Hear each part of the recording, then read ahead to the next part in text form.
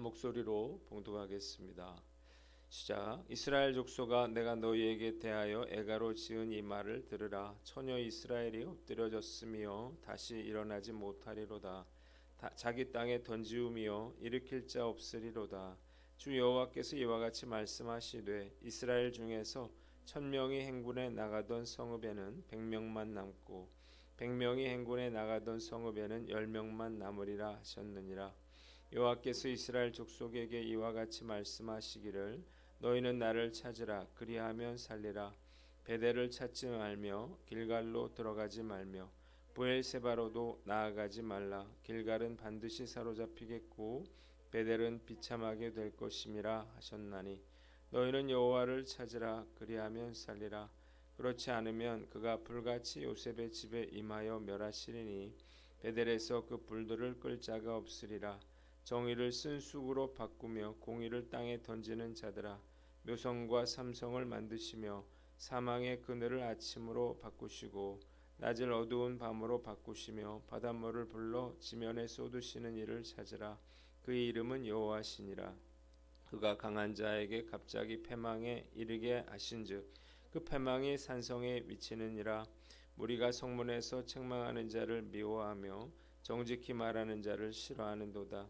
너희가 힘없는 자를 밟고 그에게서 미래 부당한 세를 거두었은즉 너희가 비록 다듬은 돌로 집을 건축하였으나 거기 거주하지 못할 것이요 아름다운 포도원을 가꾸었으나 그 포도주를 마시지 못하리라. 너희의 허물이 많고 죄악의 무거움을 내가 아노라. 너희는 의인을 학대하며 뇌물을 받고 성문에서 가난한 자를 억울하게 하는 자로다. 그러므로 이런 때에 지혜자가 잠잠하나니 이는 악한 때임이니라. 너희는 살려면 선을 구하고 악을 구하지 말지어다. 만군의 하나님 여호와께서 너희의 말과 같이 너희와 함께 하시리라. 너희는 악을 미워하고 선을 사랑하며 성문에서 정의를 세울지어다.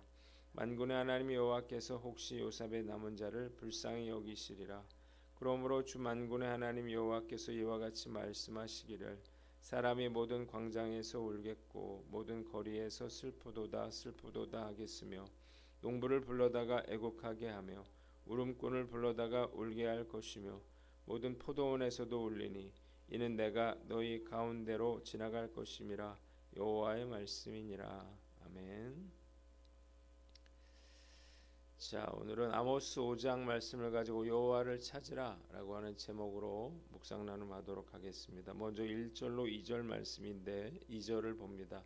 처녀 이스라엘이 엎드려졌으며 다시 일어나지 못하리로다 그랬습니다.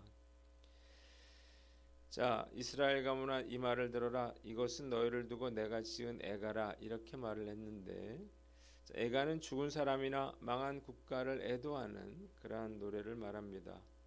아모스는 솔로몬 사후에 최고의 전성기를 누리고 있던 이스라엘을 향해서 망한 나라를 위해서 부르는 애가를 불렀습니다. 처녀 이스라엘이 쓰러져서 다시 일어설 수 없고 자기 땅에 던져져서 일으켜줄 사람이 없을 것이라는 거예요. 1000명이 싸우러 나간 성읍에는 100명만이 남고 100명이 싸우러 나간 성읍에는 10명만이 남게 될 거라 이렇게 말씀하셨습니다.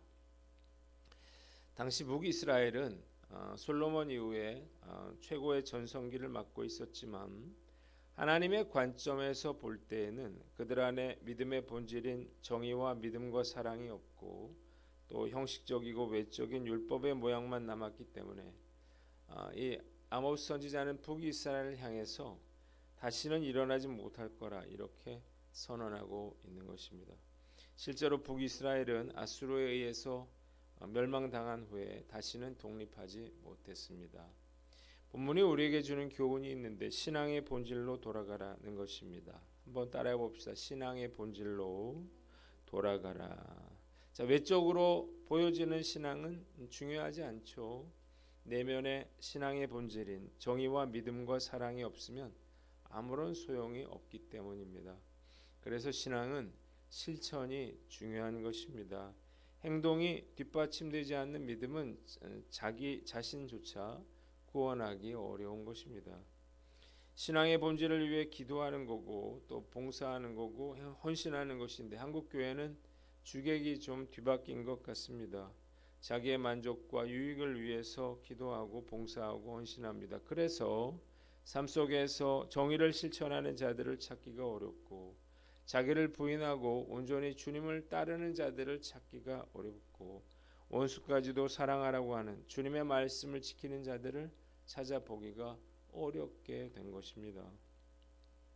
비록 한국교회가 많은 성도들, 또 화려한 그러한 건물, 훌륭한 프로그램, 헌금 통계만 본다면 가장 황금기라고 말할 수 있겠지만, 신앙의 본질이 무너지고 있는 지금이야말로 한국교회의 가장 큰 위기라고 하는 사실을 깨달으시기를 바랍니다. 신앙의 본질이 흔들릴 때가 바로 위기인 거예요. 본질을 놓치면 아무리 과거에 많은 그러한 축복과 은혜를 받았다 하더라도 어떤 나라든 어떤 교회든 어떤 가정이든 결국 무너지게 될 것입니다. 신앙의 본질이 무엇인가? 신앙의 본질은 자기를 부인하고 십자가를 지고 예수님의 그 길을 따라가는 것입니다. 오늘 말씀 앞에서 우리 스스로에게 물어봐야 되겠죠. 나는 과연 얼마나 정직함과 믿음과 또 사랑의 삶을 살고 있는가? 말은 쉽지만 우리가 말씀을 삶에 적용하는 것, 삶으로 살아가는 것 참 쉬운 일이 아닙니다. 오늘 난 어떤가 돌아보고 습관적이고 형식적인 신앙에 빠지지 않도록 주의하는 저와 여러분들 되시기를 주님의 이름으로 축원합니다. 두 번째는 4절로 8절인데 4절 말씀을 봅니다. 너희는 나를 찾으라 그리하면 살리라 그랬습니다. 거듭된 선지자들의 경고에도 불구하고 이스라엘 백성들은 하나님을 찾지 않고 오히려 길갈, 베델, 심지어는 남쪽 끝에 있는 브엘세바까지 달려가서 우상 숭배에 열중했습니다. 이유가 무엇인가요? 하나님을 섬기는 것은 힘들고 어려운 일이었지만 우상을 섬기는 것은 너무나 그들의 구미와 본성에 맞는 것이었기 때문입니다. 아모스 선지자는 이런 이스라엘 백성들을 향해서 심판을 피할 수 있는 유일한 길은 여호와께 돌아가고 하나님의 얼굴을 구하고 찾는 것이라 이렇게 말하고 있습니다. 자, 본문이 우리에게 주는 교훈이 있는데 주님의 얼굴을 찾고 구하라는 것입니다. 한번 따라해 봅시다. 주님의 얼굴을 찾고 구하라. 자, 모든 문제의 해결점은 우리가 죄를 회개하고 하나님께로 나아가는 것입니다.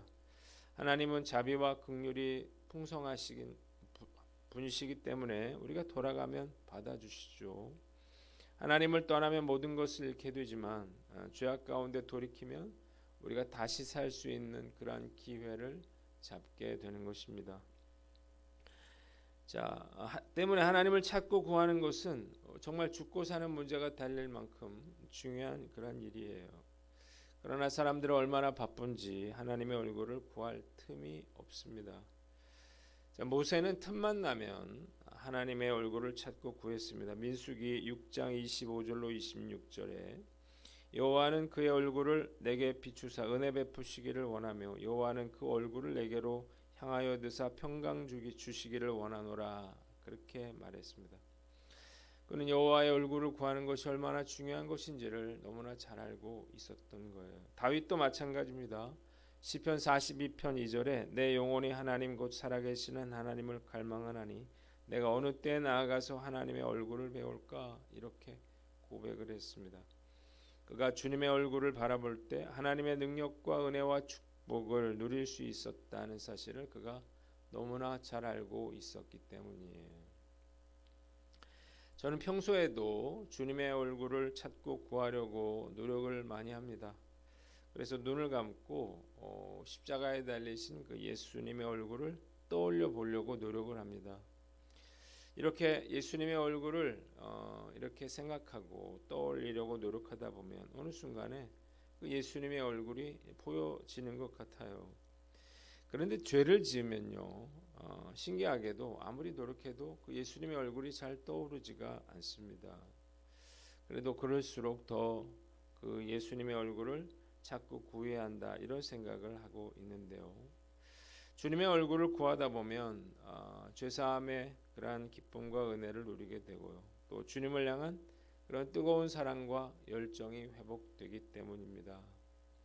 오늘 과연 나는 어떤가 스스로를 돌아보고 우리가 바쁘다 할 게 아니라 우리가 최선을 다해서 우리가 주님의 얼굴을 찾고 구하는 것의 중요성을 알고 주님의 얼굴을 찾고 구하는 저와 여러분들 되시기를 주님의 이름으로 축원합니다.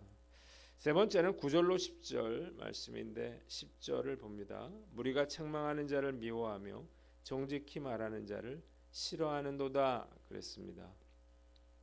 이스라엘 백성들은 그들의 죄를 지적하고 책망하는 자들을 미워하고 핍박했습니다. 그들은 선지자들이 전하는 하나님의 경고를 들으려고 하지 않았고 자기들에게 좋은 말만 하는 자들을 좋아했습니다. 그래서 결국 그들은 하나님의 심판을 피할 수가 없었던 것입니다.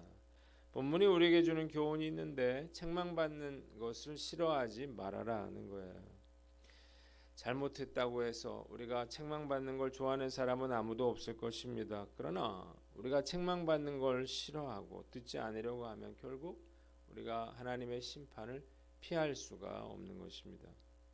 다윗은 나단의 책망에 즉시 옷을 찢고 회개하고 엎드렸죠. 그래서 하나님께 용서함을 받았습니다. 그러나 사울 왕은 사무엘의 책망에 핑계를 대면서 변명하면서 불순종하다가 결국 하나님께 버림받고 비참한 그러한 최후를 맞게 된 거예요. 자, 책망받는 것을 우리는 싫어해서는 안 되는 것입니다. 책망은 입에는 쓰지만 몸에는 이로운 거죠. 반면에 입에 발린 말 그리고 아첨하는 말은 듣기는 좋아도 우리를 결국 심판으로 몰아가는 것입니다. 그런데 목사들이 책망과 심판에 대한 그러한 설교를 하기를 싫어합니다. 꺼려합니다. 이유가 뭔가요? 성도들이 듣기 싫어하기 때문에요. 그리고 이런 설교를 하면 자기를 향해서 하는 설교다 이렇게 생각하기 때문에 그래서 이런 설교 잘 하지 않으려고 그러죠. 축복에 대한 그런 설교만 하려고 합니다. 자, 사실 가장 좋은 설교는 성도들의 설교를 듣고 나서 자신의 죄악을 깨닫고 우리가 어찌할꼬 이렇게 묻는 그러한 설교일 것입니다. 목사들은 성도들이 듣기 싫어하더라도 교훈과 책망과 바르게 함과 의로 교육하기에 유익한 그런 설교를 해야 하는 줄 믿으시기를 바랍니다. 그런데 사실 생각해 보면 저도 가장 싫어하는 것이 누군가에게 책망받는 일이 아닌가 그런 생각이 들어요. 책망받는 걸 피하려고 하고 싫어하면 누구도 나에게 진실을 말해줄 수 없다는 사실을 깨닫고 우리가 책망도 달게 받는 저와 여러분들 되시기를 주님의 이름으로 축원합니다. 마지막으로 11절로 17절 말씀인데 11절을 봅니다. 너희가 집을 건축하였으나 거주하지 못할 것이요 포도원을 가꾸었으나 마시지 못하리라 그랬습니다. 자, 하나님은 이스라엘 백성들이 다듬은 돌로 집을 지어도 그 집에서 살지 못하고 아름다운 포도원을 가꾸어도 그 포도주를 마시지 못한다 이렇게 말씀하셨는데 이유가 뭔가요? 이스라엘 지도자들이 가난한 자들의 것을 빼앗고 부당한 세금을 거두어 자기의 배를 불리고 의로운 사람을 학대하고 법정에서 가난한 사람들을 억울하게 했다는 사실을 하나님이 너무나 잘 알고 계셨기 때문입니다. 14절 그래서 하나님은 너희가 살려면 선을 구하고 악을 구하지 말라 이렇게 경고하셨습니다. 악을 미워하고 선을 사랑하고 올바르게 재판을 해야만 하나님께서 그들과 함께 하실 거라는 거예요. 만일 그들이 돌이키지 않는다면 전국 방방 곳곳에 통곡 소리가 진동할 것이었습니다. 본문이 우리에게 주는 교훈이 있는데 누림의 축복을 빼앗기지 말아라는 것입니다. 우리가 소유했다고 해서 다 누릴 수 있는 것은 아니라는 사실을 깨달으시기를 바랍니다. 돈이 아무리 많아도요. 그 사람이 예를 들어서 병석에 누워 있다면 사실 그 돈은 아무런 의미도 없는 거겠죠. 하나님이 누릴 수 있게 허락해 주셔야만 우리가 그것들을 누릴 수가 있는 것입니다. 이스라엘 백성들은 열심히 노력했지만 결국 아수르의 침공으로 인해서 모든 걸 다 빼앗겼습니다. 그토록 열심히 지었던 화려한 집들은 다 다른 사람의 소유가 되고요. 뿌렸으나 거두지 못했습니다. 부정한 방법으로 모은 재산은 결국 그것이 화가 되어 자신에게 돌아온다는 사실을 깨달으시기를 바랍니다. 반면에 하나님의 뜻을 행하는 자에게 하나님은 우리가 짓지 않은 집에 거하게 하시고 뿌리지 않은 것을 거두게 하시는 분이십니다. 그러니까 우리가 주님의 말씀에 순종하는 것, 주님이 원하시는 삶을 사는 것이야말로 축복의 지름길이 되는 것입니다. 부정한 방법으로 얻은 재물은 반드시 빠져나가게 되어 있습니다. 일시적으로 더 많은 것들을 얻는 것처럼 보이지만 결국에는 다 모든 것을 잃어버리게 되는 거예요. 그래서 우리는 정직하게 행동해야 하는 것입니다.